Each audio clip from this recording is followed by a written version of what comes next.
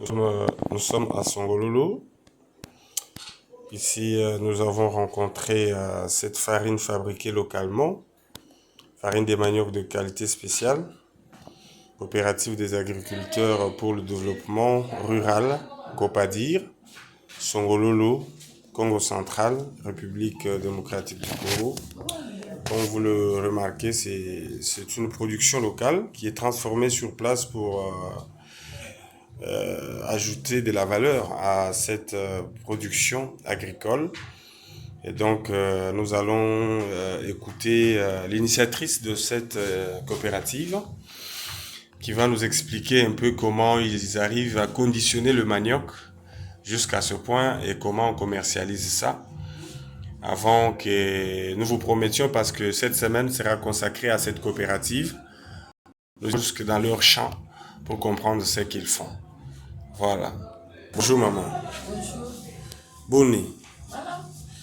Namoni basak oyo euti Pakistan ou bien euti wapi oyo ezali très bien emballé boye bosalaka yango ndenge nini?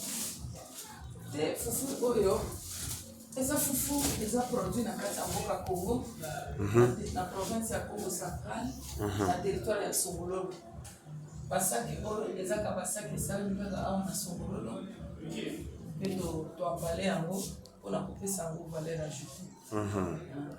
Bosalaka yango ndenge nini? Namoni boza matériel makasi ou bien ezali basaki euti na mikili mosusu eya awa kaka mpona kotia manioko? Te eza kaka produit oyo bana mboka baza kosala mpona kolakisa bango ke biso moko bakongolais mpe biso moko na kati ya Songolo toza capable ya kobimisa biloko ebima kitoko mpe propre. Ce n'est pas kaka bango oyo bazobimisa ezouta na bamboka ya mikili nde baza capable ya kosala biloko na bango ezwa valeur ajoutée, me biso moko mpe na mboka toza capable ya kokomisa yango boye. Rapport entre tosalaka yango ndeni toza coopérative des agriculteurs pour le développement rural lié na siège na biso eza na territoire ya Songololo na territoire ya Songololo à kilomètre 5.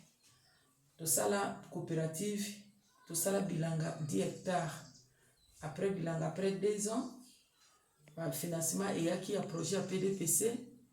Tozwa projet wana esunga biso po tozwa ba machine ya transformation rapeuse chipeuse, tozwa pe presse, tozwa pe na moulin. Peut-être prochainement on filmer pe moulin, on filmer pe ba machine yango rapeuse chipeuse, on filmer pe na ba membre ya coopérative na bilanga tout ça. Alors tango tokomi na terme ya kobimisa manioko, étape ya liboso tokendaka na biso na bilanga tozwa pe na ba tricycle na biso topikoli manioko. Tango tokopikola manioko tonne moko tobimisaka 20 sacs ya 20 kg 20 kg.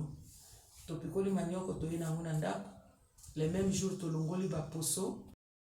La poso tobenga yango épluchage.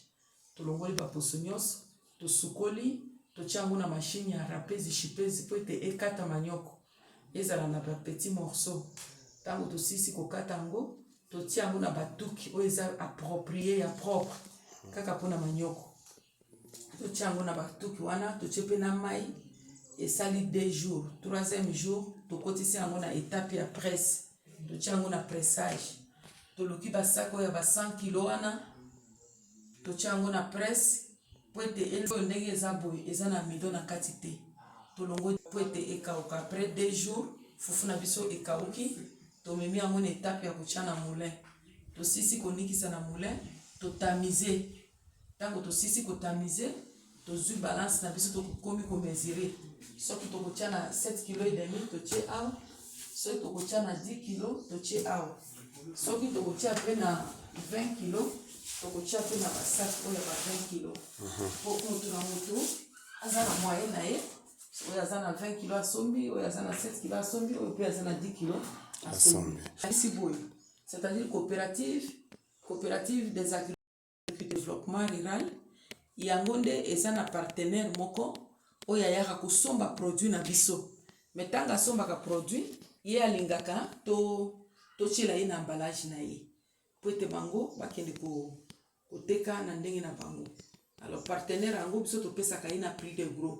Lokola ya sombaka na ye ata ba 500 sacs, 300 sacs, au lieu topesa ye sac ya 20 kg na $20, biso topesaka ye na $15, peut permettre ye pe akende koteka poids à $5 wana, parce que oui, en tout cas toza vraiment débordé parce que fufu oyo moto nyonso oyo azomeka kosomba yango aza vraiment azolinga kaka abanda kokonsome yango, parce que conservation d'ango d'abord eza bien, parce que fufu ekosala ata olambi après 2 jours ezobimisa mai te mpe ezobeba te. Alors surtout bato baza na problème ya diabète bakonseya bango po ete baliaka fufu ya manioko mingi te, parce que eza na amidon. Dans l'amidon il y a un peu de sucre. Alors lokola biso tolongolaka amidon bango pona bango depuis bayeba fufu oyo batungisaka mingi te. Moto nyonso oyo azomona pe façon oyo toambale yango topesi yango valeur ajoutée, moto nyonso aza curieux po ete asomba yango. Merci mingi. Merci.